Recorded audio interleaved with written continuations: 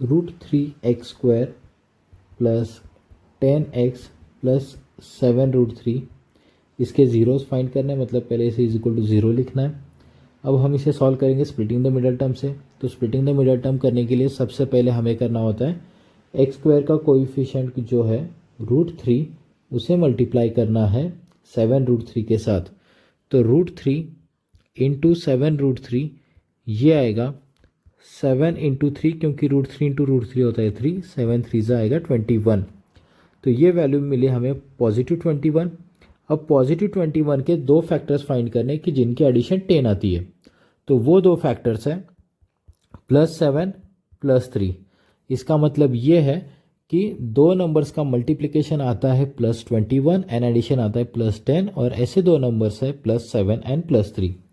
तो मैं इसे लिखूंगा √3x² प्लस 10x को हम स्प्लिट करेंगे as 7x plus 3x plus 7√3 =0। तो पहले जो दो टर्म है उसमें से हमें सिर्फ x कॉमन निकलता है, तो ये आएगा √3x plus 7 in one bracket. अब देखो हमें क्या करना है, जो फर्स्ट ब्रैकेट मिला था उसे एज इट इज़ लिखना है √3x प्लस 7, और एक ऐसा नंबर लास्ट टू टर्म से फाइंड करना है जो कि हम अगर कॉमन लेते हैं तो ब्रैकेट में आएगा √3x प्लस 7। तो वो नंबर है +√3, क्योंकि आप यहाँ पे क्लियरली देख सकते हो कि 7√3 यहाँ पे है और हमारे ब्रैकेट में आया था सिर्फ 7।